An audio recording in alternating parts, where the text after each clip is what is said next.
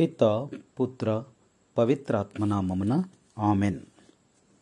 ప్రియ సహోదరి సహోదరులారా, ఈనాటి ధ్యానాంశముగా ప్రభువు మనకు ఏర్పాటు చేసినటువంటి భాగముగా యెషయా గ్రంథము 9వ అధ్యాయము 6వ వచనమును గురించి మనము ధ్యానిస్తూ ఉన్నాం.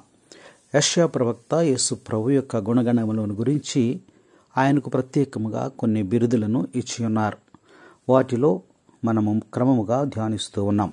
మొట్టమొదటిది ఆశ్చర్యకరమైనటువంటి దేవుడు, రెండవది ఆయన ఆలోచనకర్త, అద్భుతమైనటువంటి సలహాదారుడు, మూడవదిగా బలాఢ్యుడైనటువంటి దేవుడు అంటే బలవంతుడైనటువంటి దేవుడని, అలాగే నాలుగవదిగా చూసినట్లయితే శాంతికరుడైనటువంటి జనకుడు, శాశ్వతమైనటువంటి జనకుడు. మనం ఐదవదిగా మనం చూసినట్లయితే శాంతికరుడైనటువంటి రాజు అని ఆయనకు పేరిడుదురు అని యెషయా ప్రవక్త క్రీస్తు ప్రభు ఈ లోకంలో జన్మించక పూర్వమే ప్రభువుని గురించి ప్రవచనాలు చెప్పి ఉన్నారు. అందులో భాగముగా ఈరోజు మనము శాంతికరుడైనటువంటి రాజు మన ప్రభువు అనే అంశాన్ని మనం కొద్దిసేపు ధ్యానించుకుందాం. శాంతికరుడైనటువంటి రాజు, శాంతి లేదా సమాధానకు కర్త అయినటువంటి రాజు అంటే అధిపతి ఈయన అనే వాక్యం మనకి తెలియజేస్తూ ఉంది. మత్తయి శుభవార్త 5వ అధ్యాయంలో మనం చూసినట్లయితే మనకు ఒక వాక్యం రాయబడి ఉంది. చూడండి, మత్తయి శుభవార్త 5వ అధ్యాయము 9వ వచనాన్ని ఒకసారి మనం జ్ఞాపకం చేసుకున్నట్లయితే, శాంతి స్థాపకులు ధన్యులు. అంటే ఎక్కడైతే శాంతిని స్థాపిస్తూ ఉంటారో వాళ్ళు ధన్యమైనటువంటి జీవితం పొందినట్లని వాక్యం మనకి హెచ్చరిక చేస్తూ ఉంది. కాబట్టి ప్రభువునందు ప్రియ సహోదరి సహోదరులారా, ఈనాటి ధ్యానాంశంలో మనము చూసిన విధముగా మరి ప్రభువు మనకి తెలియజేసినటువంటి అంశాన్ని బట్టి మనము ధ్యానించినట్లయితే, మరి శాంతి స్థాపకులు ధన్యులు. మనం వెళ్ళిన చోటల్లా ఏముండాలి? శాంతి, సమాధానము. కానీ మానవులుగా మన బలహీనతలను బట్టి మనం వెళ్ళిన చోటల్లో ఏం చేస్తాం? ఒకరి మధ్య ఒకరికి తగాదాలు పెడుతూ ఉంటాం, అల్లర్లను రేపుతూ ఉంటాం, అలజడిని లేపుతూ ఉంటాం, ఏదో ఒక విష బీజాన్ని లేదా వ్యతిరేక భావాన్ని, ఒకరి ఎడల ఒకరి వ్యతిరేక భావాల్ని వారి హృదయాలలో నాటుతాం. దానితో వారిద్దరి మధ్య మరి ఆత్మీయమైనటువంటి యుద్ధం జరుగుతూ ఉంది. అది శారీరకమైనటువంటి యుద్ధంగా కూడా మారుతూ ఉంటుంది.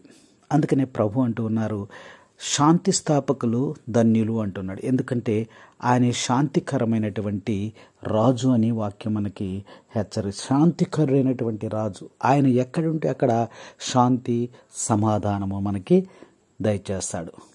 ఆయన మన హృదయంలో ఉంటే మనకు శాంతి, ఆయన మన కుటుంబంలో ఉంటే కుటుంబానికి శాంతి, ఆయన మన సంఘములో ఉంటే మన సంఘమునకు శాంతి.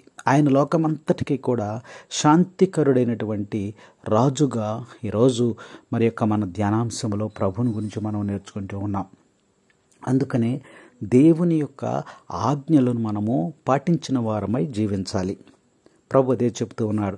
ఏమంటున్నారంటే, శాంతిని స్థాపించువారు ధన్యులు. ప్రభువు మరి అష్టభాగ్యాలను తెలియజేస్తున్నప్పుడు ఈ అష్టభాగ్యాలలో ఈ యొక్క 9వ భాగం 9వ వచనం మనం చూసినట్లయితే, ఆయన శాంతి స్థాపకులు ధన్యులు అని ప్రభువు ఆ యొక్క ఉపదేశంలో చెబుతూ ఉన్నారు. కాబట్టి శాంతిని స్థాపించమని ఆయన చెబుతూ ఉన్నారంటే ఆయన మనకు ఒక ఆజ్ఞనిస్తూ ఉన్నారు. ఆయన యొక్క ఆజ్ఞలను ఎవరైతే పాటిస్తారో వారు జీవిస్తారు అని చెప్పి ఈ యొక్క ప్రభు యొక్క మాటలు మనకు తెలియజేస్తూ ఉన్నాయి. దేవుని ఆజ్ఞలు పాటించువారు జీవింతురు. యేసుని వాక్కులు చాటినవారు సేవకులు, సాక్షులు. హల్లెలూయా, పిత హల్లెలూయా, సుత హల్లెలూయా, ఆత్మ హల్లెలూయా. హల్లెలూయా, పిత హల్లెలూయా, సుత హల్లెలూయా, ఆత్మ హల్లెలూయా. దేవుని ఆజ్ఞలు పాటించువారు జీవింతురు, జీవింతురు. శాంతి నిర్మాతలు ధన్యులు, దేవుని పుత్రులు ఉందురు. వేదహింసితులు ధన్యులు, దేవుని రాజ్యం వారిది. శాంతి నిర్మాతలు ధన్యులు, దేవుని పుత్రులుగా నుందురు. వేదహింసితులు ధన్యులు, దేవుని రాజ్యం వారిది. హల్లెలూయా, పిత హల్లెలూయా, సుత హల్లెలూయా, ఆత్మ హల్లెలూయా. దేవుని ఆజ్ఞలు పాటించువారు జీవింతురు, జీవింతురు. ప్రభునందు ప్రియ సహోదరి సహోదరులారా, ఈరోజు ప్రభు మనకి ఇచ్చినటువంటి ధ్యానాంశంలో శాంతిని ఎవరైతే స్థాపిస్తారో, శాంతిని సమాధానాన్ని ఎవరైతే నిర్మిస్తారో వారు ధన్యమైనటువంటి జీవితాన్ని పొందుకుంటారని, ప్రభు దృష్టిలో మనకి ధన్యమైనటువంటి జీవితం లభిస్తుందని లేఖనం మనకు తెలియజేస్తూ ఉంది. అంటే శాంతిని మనం ఎక్కడుంటే అక్కడ శాంతి, సమాధానము, ఒకరినొకరు ప్రేమించుకొనుట, ఒకరినొకరు ఆదరించుకొనుట, ఒకరికొకరు సహాయపడుట, ఒకరికొకరు పంచుకొనుట. చూసారండి ఎన్ని రకాలైనటువంటివి. ఇవన్నీ కూడా హృదయమునకు, మనసుకు, శరీరానికి కూడా మరి శాంతిని, సమాధానాన్ని మరి ఇస్తున్నాయని ప్రభు చెబుతూ ఉన్నారు. ఆయన మాటలు సమాధానాన్ని కలిగజేస్తాయి. ఆయన శాంతికరుడైనటువంటి రాజు, మనల్ని పరిపాలించేటువంటి ఈ రాజు ఎలాంటి వాడంటే ఆయన శాంతికరుడైనటువంటి రాజు అనే వాక్యం మనకి హెచ్చరిక చేస్తూ ఉంది. అయితే యేసుక్రీస్తు ప్రభు ఈ లోకంలోనికి ఎందుకు వచ్చాడు అనేటువంటి ఒక ప్రశ్న మనం వేసుకున్నట్లయితే, ఇదిగో తండ్రి దేవునికి, ఆ యొక్క యావే దేవునికి మనకు మధ్య ఉన్నటువంటి ఆ యొక్క ఎడబాటును తీసివేసి, దేవునికి మనం ఎప్పుడైతే దూరం అయిపోయామో, అవ్వ ఆదాము నుంచి కూడా మరి ఆది కాండంలో మనం చూసినట్లయితే అవ్వని ఆదాముని తయారు చేసిన తర్వాత దేవుడు వారితో ప్రతి సాయంత్రం వేళ వచ్చి ఆదామును పిలిచి మాట్లాడేటువంటి వాడు.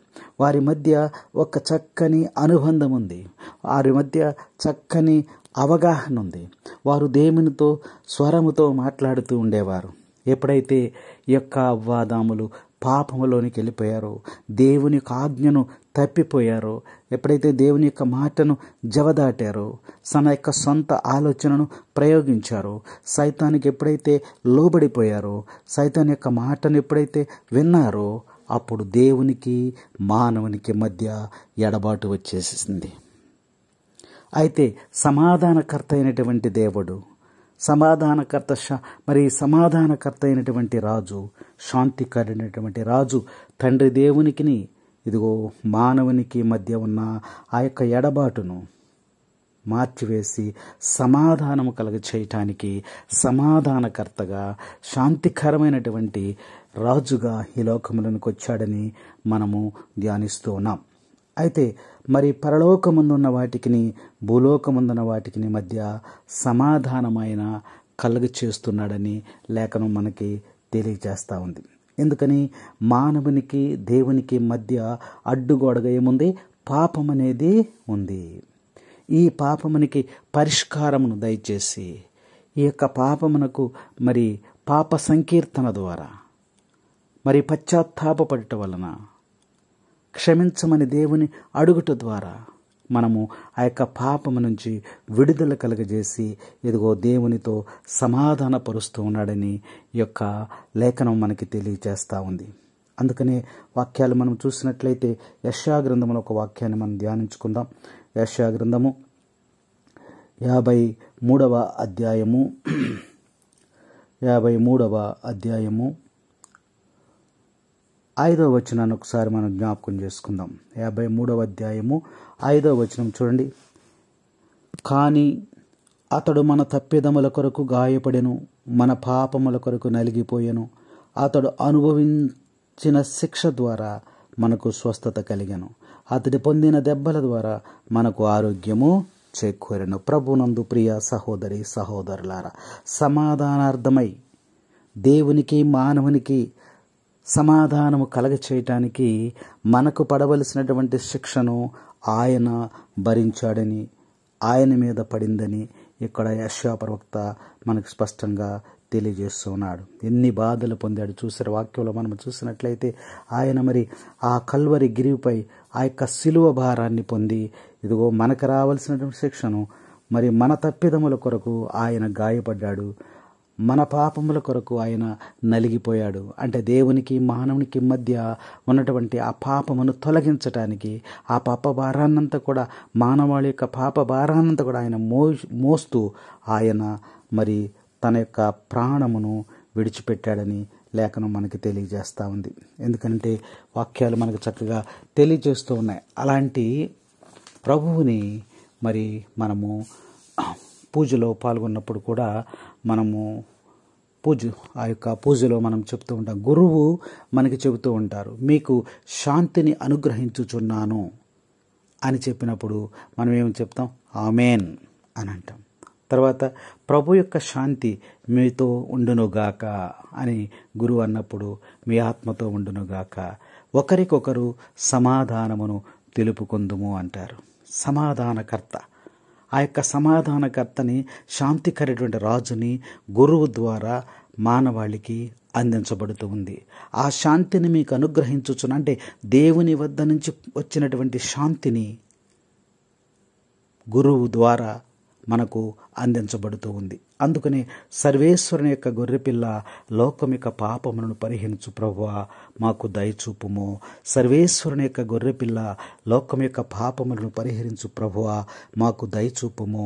సర్వేశ్వరుని గొర్రెపిల్ల లోకం యొక్క పాపములను పరిహరించు ప్రభువా మాకు శాంతిని దయచేయుము అని మనము ప్రార్థిస్తూ ఉంటాం. కాబట్టి ఈ శాంతి సమాధానం అనేది దేవుడే మనకు దయచేయాలి. ఎందుకనంటే మనకెంతో ధనం ఉండవచ్చు, డబ్బు ఉండవచ్చు, కానీ మనసులో సమాధానం అనేది లేకపోయినట్లయితే నీకు నిద్ర రాదు. కలవరము, ఆందోళన. ఒకవేళ నీవు ధనవంతుడయ్యుండి ఒక 10,000 రూపాయలు పెట్టి ఒక చక్కని మెత్తని పరుపును కొని ఇంట్లో వేసుకొని పడుకున్నప్పుడు నువ్వు ఖరీదైనటువంటి పరుపునైతే కొనగలిగావు, కానీ ఆ పరుపు మీద పడుకున్నప్పుడు నీకు మంచి నిద్రను ఆ పరుపు నీకు ఇవ్వదు. అది దేవుడు కలగచేయాలి. నీ యొక్క హృదయంలో శాంతిని, సమాధానాన్ని దేవుడు కలగచేసినప్పుడు నీకు సుఖప్రదమైనటువంటి నిద్ర అనేది నీకు కలుగుతూ ఉంది. కాబట్టి లేఖనాలు మనకు తెలియజేస్తున్నాయి, నువ్వు విశ్వసించేటువంటి నీ దేవుడు ఎలాంటి వాడంటే శాంతికరుడైనటువంటి రాజు. ప్రభు ఇచ్చేటువంటి శాంతి నీకు అవసరమైనదని వాక్యం మనకి హెచ్చరిక చేస్తూ ఉంది. ప్రభువునందు ప్రియ సహోదరి సహోదరులారా, అలాంటి శాంతి నీకు కావాలి అంటే, అలాంటి సమాధానము నీకు కావాలి అంటే నువ్వు ఎక్కడికి రావాలి? సమాధానకర్త అయినటువంటి ప్రభు దగ్గరికి నువ్వు రావాలని వాక్యాలు మనకి హెచ్చరిక చేస్తూ ఉన్నాయి. రోమీలకు రాసిన లేఖ చూడండి ఒకసారి. రోమీలకు రాసిన లేఖ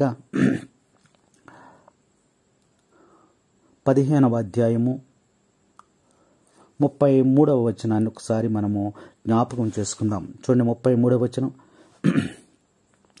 అది దేవుని చిత్తమైన నేను సంతోషముతో మిమ్ము చేరి మీతో ఆనందింపగలను.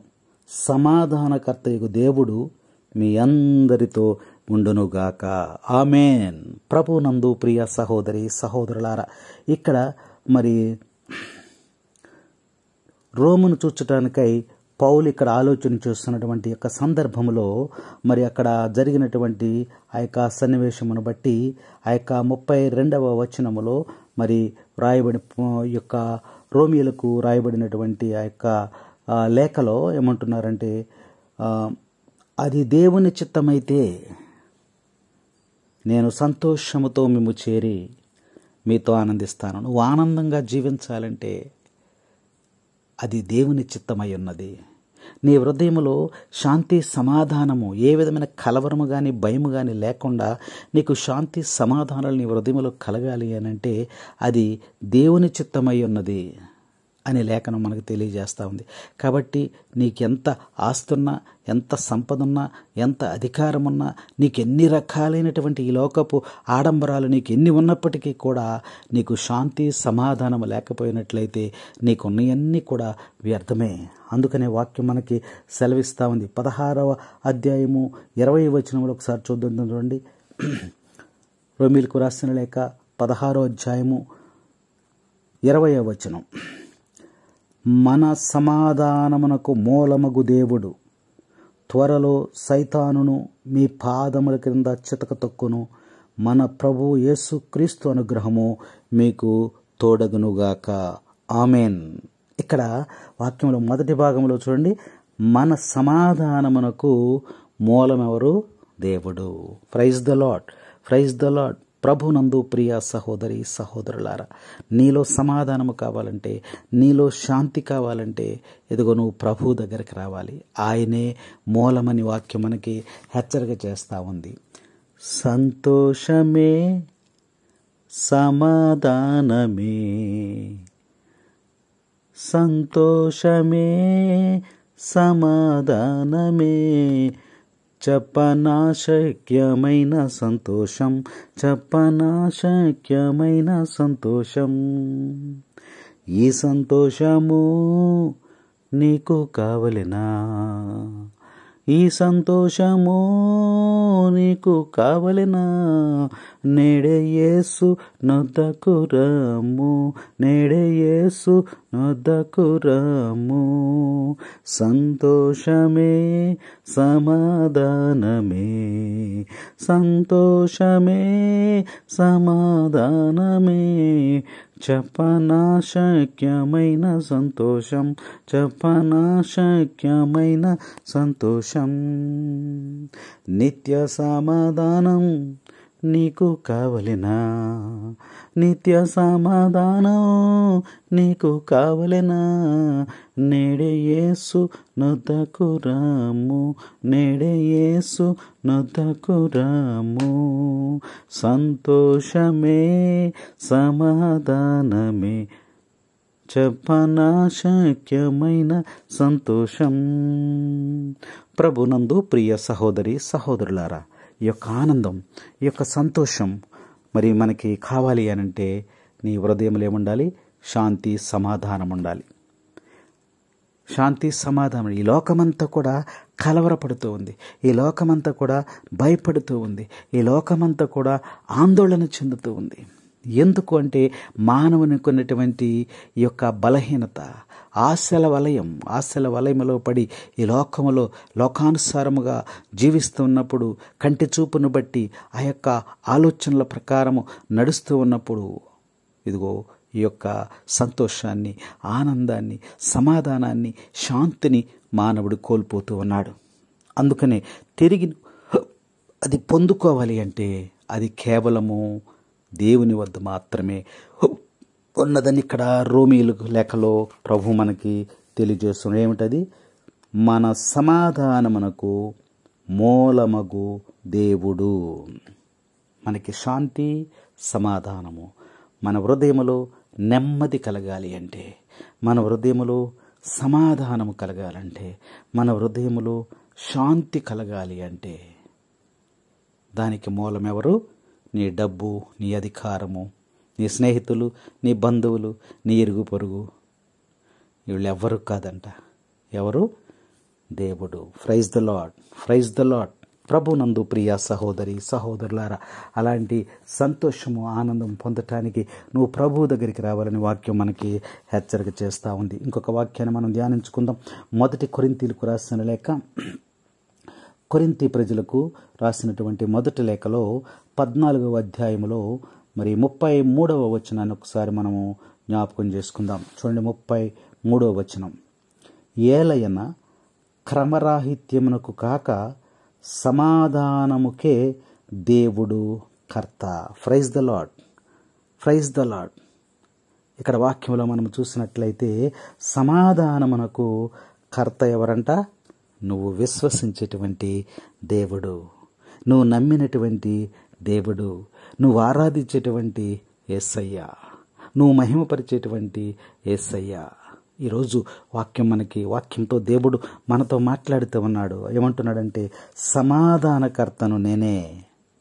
చూసారా వాక్యంలో 33వ వాక్యంలో మనం చూస్తే క్రమరాహిత్యము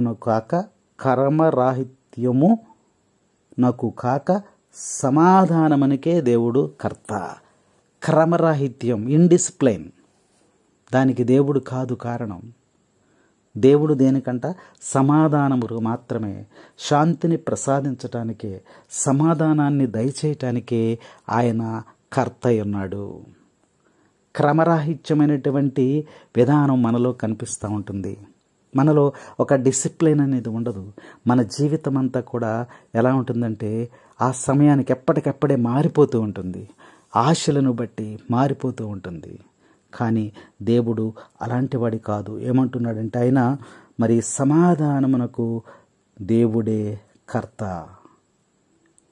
వాక్యంలో మనం చూసినట్లయితే మరి ఫిలిప్పీలకు రాసిన లేఖ 4వ అధ్యాయము ఒకసారి చూడండి. ఫిలిప్పీలకు రాసిన లేఖ 4వ అధ్యాయము 9వ వచనాన్ని ఒకసారి మనము జ్ఞాపకం చేసుకుందాం. 9వ వచనం, నా మాటల నుండి నా చేతల నుండి మీరు గ్రహించిన వానిని పొందిన వానిని ఆచరణలో పెట్టుడు. శాంతిని వసుకు దేవుడు మీకు తోడగునుగాక. ఆమెన్. ప్రభునందు ప్రియ సహోదరి సహోదరులారా, ఈ వాక్యంలో మనం చూస్తే ఏం జరుగుతుంది? శాంతిని వసుకేటువంటి దేవుడు, సమాధానమును వసుకేటువంటి దేవుడు మనకి తోడుగా ఉంటాడని వాక్యం మనకి హెచ్చరిక చేస్తూ ఉంది. ఎప్పుడు తోడుగా ఉంటాడు చూస్తే నా మాటల నుండి, ఆయన మాటలను మనము ఆలకించాలి. నా చేతల నుండి మీరు గ్రహించిన వానిని, నా మాటలు మీరు వింటూ ఉన్నారు కదా, నా మాటల నుండి మీరేం గ్రహించారు? ప్రభు వాక్యం ద్వారా మనతో మాట్లాడుతూ ఉన్నాడు. నా మాటల నుండి మీరేమి గ్రహించారు, ఏమి పొందుకున్నారు, ఏమి తెలుసుకున్నారు? మీరు పూజలకు వెళ్తున్నారు కదా, ఆరాధనలకు వెళ్తున్నారు కదా, జపమాలలు చెప్తున్నారు కదా, వ్యక్తిగత ప్రార్థనలు చేస్తున్నారు కదా, ప్రభువుని మహిమపరుస్తున్నారు, మరి స్తుతిస్తున్నారు కదా.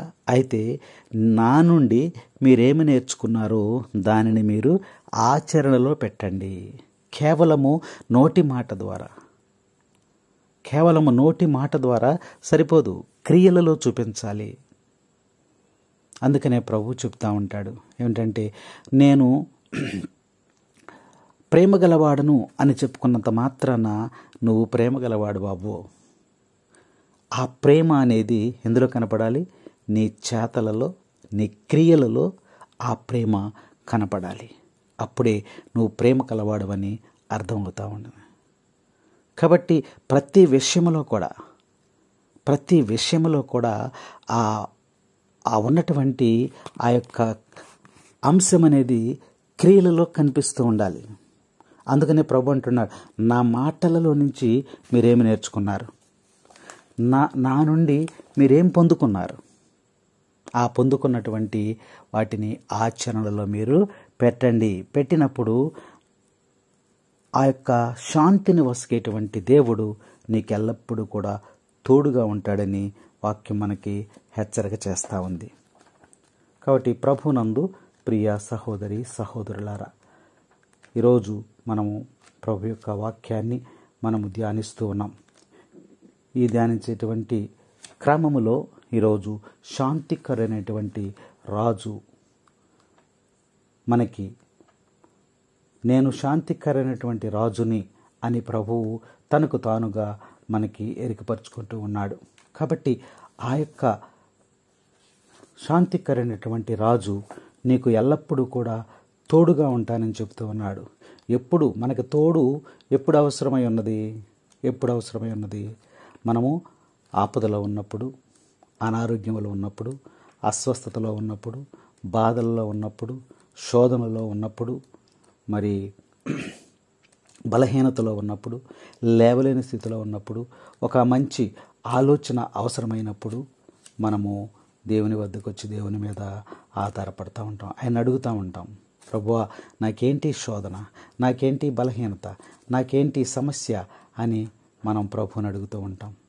ఎందుకంటే మనము అవసరమైనప్పుడు మాత్రమే దేవుని దగ్గరికి మనం వస్తూ ఉంటాం. అప్పుడు ఆయన ఏమంటాడు తెలుసా, నువ్వెవరవో నాకు తెలియదు అంటున్నాడు. అందుకనే ప్రభు అంటున్నాడు, నా మాటలు మీరు వినండి, నా నుండి మీరు ఏమి విన్నారు, చేతల నుండి మీరేం గ్రహించారు. చూసారా, 5 రొట్టెలను 2 చేపలను నేను 5,000 మందికి ఆహారంగా పంచా. చూశారు కదా, మీరు చూశారు కదా. నీటిని ద్రాక్షారసముగా మార్చాను, మారాను మధురముగా మార్చా, బండ నుండి జలమును తీశాను. కాబట్టి ఇన్ని నా యొక్క చేతల నుండి మీరు గ్రహించిన వాటిని, పొందుకున్నటువంటి వాటిని మీరేం చేయాలి, ఆచరణలో పెట్టమంటున్నాడు. ఆచరణలో పెట్టడం అంటే ప్రభు యొక్క ఆజ్ఞలను మనము తూచా తప్పకుండా పాటించాలి అనేది ప్రభు యొక్క ఉద్దేశమై ఉన్నది. అప్పుడు శాంతికరుడైనటువంటి రాజు నీకు తోడుగా ఉంటాడంట. తోడుగా ఉంటాడు, నీడగా ఉంటాడు, తోడుగా ఉంటాడు, నీడగా ఉంటాడు. ప్రభునందు ప్రియ సహోదరి సహోదరులారా, మరి ఇక్కడ ప్రభు మనకు తెలియజేస్తున్నాడు. చూడండి, ఆ యొక్క 9వ వచనంలో ఆకరణ, శాంతిని వసుకు దేవుడు మీకు తోడుగా ఉండునుగాక. ఆమేన్. తోడుగా ఉంటాడు, నీడగా ఉంటాడు, నా కాపరి నాతో ఉంటాడు, తన ప్రేమతో లాలిస్తుంటాడు. యేసయ్యా యేసయ్యా యేసయ్యా నా యేసయ్యా, తోడుగా ఉంటాడు, నీడగా ఉంటాడు, నా కాపరి నాతో ఉంటాడు. బాధలలోన, వ్యాధులలోన, సుఖములోన, దుఃఖములోన నా కాపరి నాతో ఉంటాడు, తన కరుణను కురిపిస్తుంటాడు, తన కరుణను కురిపిస్తుంటాడు. తల్లి ఓలే నన్ను ప్రేమిస్తుంటాడు, తండ్రి ఓలే నన్ను పోషిస్తుంటాడు, తల్లి ఓలే నన్ను ప్రేమిస్తుంటాడు, తండ్రి ఓలే నన్ను పోషిస్తుంటాడు. అండగా ఉంటాడు, నన్ను ఆదుకుంటాడు, అండగా ఉంటాడు, నన్ను ఆదుకుంటాడు, నా కాపరి నాతో ఉంటాడు, ప్రేమతో లాలిస్తుంటాడు, తన ప్రేమతో లాలిస్తుంటాడు. యేసయ్యా యేసయ్యా యేసయ్యా నా యేసయ్యా. Praise the lord, praise the Lord. తండ్రి వందనం, తండ్రి స్తోత్రం, యేసువా వందనం, యేసువా స్తోత్రం. ప్రభువునందు ప్రియ సహోదరి సహోదరులారా, ఈ యొక్క పిలిపిలికు రాసిన లెక్క 4వ అధ్యాయం 9వ వచనంలో చివరి భాగాన్ని మనం చూసినట్లయితే, ఆయన మాటలను, ఆయన క్రియలను నువ్వు విన్న దానిని, పొందిన దానిని ఆచరణలో పెట్టినప్పుడు ఆయన నీకు తోడుగా ఉంటానని వాగ్దానం చేస్తున్నాడు. ఆయన యొక్క శాంతిని మీకు అనుగ్రహిస్తానంటున్నాడు. నీకు వచ్చినటువంటి సమస్యలను బట్టి నువ్వు ఆందోళన చెందుతూ ఉంటే, ఇదిగో నీకు శాంతిని కలగజేస్తానంటున్నాడు, నీకు సమాధానం కలగజేస్తానంటు, నీలో ఉన్న కలవరం తీసేస్తానంటున్నాడు, నీలో ఉన్న ఆందోళన తీసేస్తాడు, నీలో ఉన్న భయాన్ని తీసివేస్తాడని ప్రభువు మనకి ఇక్కడ మరి వాక్యం ద్వారా మనతో మాట్లాడుతూ ఉంటున్నాడు. ఇంకా వాక్యాలు మనం చూసినట్లయితే, మరి మానవుని యొక్క మరి హృదయాన్ని మనం పరిశీలన చేసినట్లయితే ఏ హృదయంలో కూడా సమాధానం అనేది లేదు. గృహాలలో సమాధానము లేదు, దేశంలో సమాధానము లేదు, సంఘములో సమాధానము లేదు, గ్రామంలో సమాధానము లేదు. కాబట్టి సమాధానకర్త అయినటువంటి యేసయ్యను మనము ఆశ్రయించాలని లేఖనం మనకు చక్కగా స్పష్టముగా తెలియజేస్తూ ఉంది. కాబట్టి ప్రభునందు ప్రియ సహోదరి సహోదరులారా, మరి ఇక్కడ వాక్యాలను మనం ధ్యానిస్తూ ఉండగా మరి ఆ యొక్క ప్రభు మనకి ఈ సమాధానకర్త అయినటువంటి దేవుడు చెప్పినటువంటి మనను జ్ఞాపకపరుచుకోవాలి. ఎందుకనంటే వ్యక్తిగతముగా ప్రతి వ్యక్తికి కూడా ఏదో రకమైనటువంటి అలజడి, ఏదో రకమైనటువంటి ఆందోళన, కుటుంబంలో ఆందోళన, భార్యా బిడ్డలను బట్టి ఆందోళన, భార్యాభర్తలను బట్టి ఆందోళన, సంఘమును బట్టి ఆందోళన, వ్యక్తిగత జీవితాన్ని బట్టి ఆందోళన, ఉద్యోగమును బట్టి ఆందోళన, సమస్యలను బట్టి ఆందోళన. ప్రతి వ్యక్తి కూడా ఏదో ఒక ఈలోకమైనటువంటి ఆశలను బట్టి పరుగులు తీస్తూ ఉండగా ఆ యొక్క సమాధానం లేకుండా మానవుడు జీవిస్తూ ఉన్నాడు. కాబట్టి అందుకనే ఆ ఆపద వచ్చినప్పుడు, ఆ ప్రమాదం వచ్చినప్పుడు, ఆ యొక్క ఆందోళన వచ్చినప్పుడు సమాధానం కోసం, మరి శాంతి కోసం మనం పరుగులెడుతూ ఉంటాం. ఈ శాంతి సమాధానం అనేది లోకములో డబ్బు పెట్టి కొనలేనటువంటిది. అది దేవుడే నీకు ప్రసాదించాలి అనేటువంటి సత్యాన్ని నువ్వు తెలుసుకొని మరి ప్రభు సన్నిధిలో గడిపి ఆ యొక్క శాంతి సమాధానం పొందుకోవటానికి నువ్వు ప్రయత్నం చేయాలని వాక్యం మనకి హెచ్చరిక చేస్తూ ఉంది. అలాగే ఉత్థానుడైనటువంటి క్రీస్తు ప్రభువు మరి శిష్యులందరూ కూడా తలుపులు మూసుకున్నారు. ఎందుకు మూసుకున్నారు? వారు భయము చేత తలుపులు మూసుకుని ఉన్నారని వాక్యంలో రాయబడి ఉంది. వారు భయము చేత, యూదుల యొక్క భయము చేత వారు తలుపులు మూసుకుని లోపల ఉన్నారు. మూసిన తలుపులు మూసినట్టుండగానే ప్రభువు లోపలకు వారికి దర్శనమిచ్చారు. దర్శనమిచ్చి ఏం చెప్తున్నారు? మీకు శాంతి కలుగునుగాక.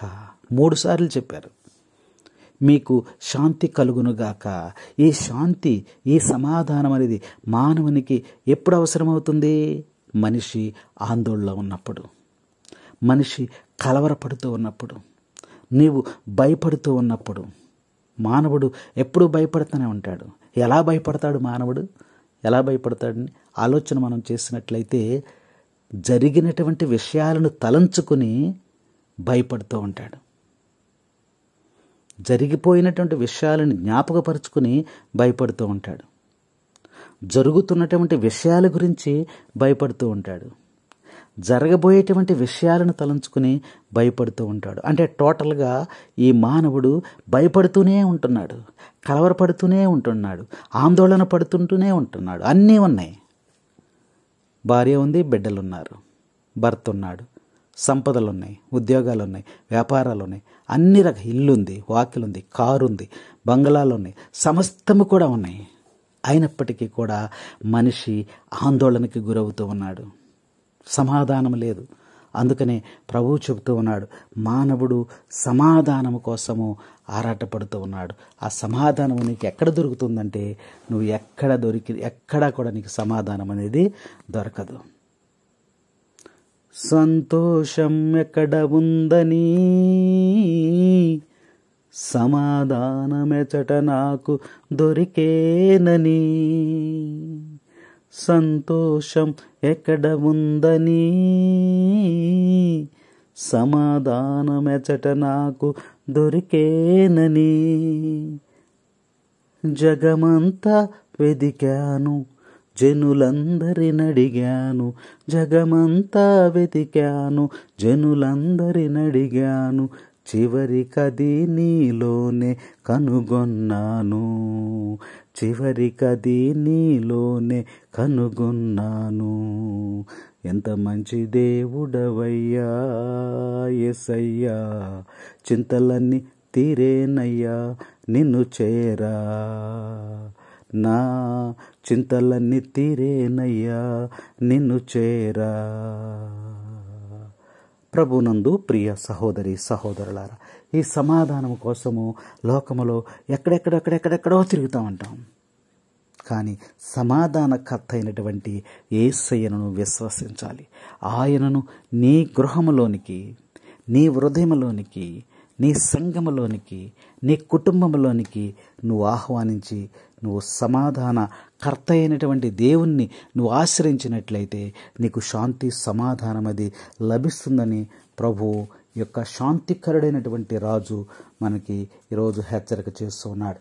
కాబట్టి ప్రభునందు ప్రియ సహోదరి సహోదరులారా, మరి వాక్యాలు మనం ధ్యానించినప్పుడు ఈ యొక్క ప్రభుతో మనం కూడా వాగ్దానం చేయాలి. ఎందుకనంటే మన జీవితంలో మనకున్నటువంటి యొక్క మరి బాధలను బట్టి, ఈ యొక్క సమస్యలను బట్టి, అనారోగ్యాలను బట్టి మనము మరి ప్రభువుని స్తుతించాలి, గణపరచాలని వాక్యం మనకు స్పష్టంగా హెచ్చరిక చేస్తూ ఉంది. అందుకనే నువ్వు ఎల్లప్పుడూ కూడా మరి ఆ శాంతికరుడైనటువంటి రాజుని నువ్వు స్తుతించాలని, గణపరచాలని ఈరోజు నువ్వు ఒక గొప్ప నిర్ణయాన్ని నువ్వు తీసుకున్నట్లయితే దేవుడు ఆ శాంతిని, సమాధానాన్ని నీకు అందచేయటానికి ఆయన సమాధానకర్తగా ఉన్నాడని వాక్యం మనకి హెచ్చరిక చేస్తూ ఉంది. కాబట్టి ఈ యొక్క లేఖనాలను మనం మరి వరుసగా మనం ధ్యానిస్తూ ఉన్నాం. కాబట్టి వ్యక్తిగతముగా సమస్తానికి మరి సమస్త జ్ఞానములకు మించిన దేవుని సమాధానము యేసుక్రీస్తు వలనే మనకి లభిస్తుందనేటువంటి సత్యాన్ని మనము తెలుసుకొని ఆయన స్తుతించి ఆయన గణపరచాలి. ఆయన గణపరిచినప్పుడు నీకు శాంతి సమాధానం అనేది లభిస్తుందని వాక్యం మనకు చక్కగా హెచ్చరిక చేస్తూ ఉంది. అందుకనే ప్రభువుతో మనం ఒక వాగ్దానం చేసుకుందాం. అయా సమాధానకర్త అయినటువంటి నీవు, శాంతికరుడైనటువంటి రాజు నీవు నాలోనికి వేయించేసి నాకు శాంతిని, సమాధానాన్ని దయచేయ్యా అని ప్రార్థించాలి. అయా నేను స్తుతిస్తాను, నువ్వు చెప్పావు, నువ్వు పలికినటువంటి మాటలను నేను వింటూ ఉన్నాను. ఇదిగో నా మాటలు వినండి, మీరు ఏమి విన్నారో ఏమి చూశారో దానిని ఆచరణలో పెట్టమని వాక్యంలో సెలవిస్తూ ఉన్నాం. అందువలన ప్రభువా నేను స్తుతిస్తున్నా. స్తుతింతును, నిన్ను స్తుతింతును, నా జీవితమంతా స్తుతింతును. స్తుతింతును, నిన్ను స్తుతింతును, నా జీవితమంతా స్తుతింతును. రాజ్యము నీదే, బలము నీదే, మహిమయు నీదే యేసయ్యా. శాంతి హృదయుడు ధన్యుడని పలికిన నిన్ను స్తుతింతును. పరస్పర దేవ సర్వమని నుడివిన నిన్ను స్తుతింతును. శాంతి హృదయుడు ధన్యుడని పలికిన నిన్ను స్తుతింతును. స్తుతింతును, నిన్ను స్తుతింతును, నా జీవితమంతా స్తుతింతును. స్తుతింతును, నిన్ను స్తుతింతును, నా జీవితమంతా స్తుతింతును. ప్రభునందు ప్రియ సహోదరి సహోదరులారా, శాంతికరుడైనటువంటి రాజును స్తుతించి మహిమపరిచి మరి ఆయన ఆరాధించి మనలో ఉన్నటువంటి మనం పోగొట్టుకున్నటువంటి ఆ శాంతిని, ఆ యొక్క సమాధానాన్ని తిరిగి నాకు దయచేయ్యా అని ప్రభువుని మనము వేడుకోవలసినటువంటి అవసరత ఉన్నదని లేఖనం మనకు తెలియజేస్తూ ఉంది. అందుకని ప్రభు ఈ సమయంలో మనకి వాక్యం ద్వారా మాట్లాడుతూ ఆయన చెబుతూ ఉన్నాడు. ఎందుకంటే పరలోకమందు ఉన్న వాటికి, భూలోకమందు ఉన్న వాటికి మధ్య ఆయన సమాధానకర్తగా, మరి ఆయన శాంతికరుడైనటువంటి రాజుగా ఈరోజు మనకి మరి వాక్యం ద్వారా ప్రభు మనతో మాట్లాడుతూ ఉన్నాడు. పరలోకమందు ఉన్నటువంటి ఆ యొక్క దేవుడు. అందుకనే ప్రభువుని మనము మరి ఆ యొక్క శాంతిని, సమాధానాన్ని మనకు దయచేయమని, సంతోషాన్ని, ఆనందాన్ని మనకు దయచేయమని ప్రభువుని ప్రత్యేకంగా మన ప్రార్థన చేసేడలా ఆయన తప్పక మనకు దయచేయటానికి ఆయన సిద్ధముగా ఉన్నాడు. కాబట్టి ఈ యొక్క వాక్యమును వింటున్నటువంటి ప్రతి ఒక్క బిడ్డ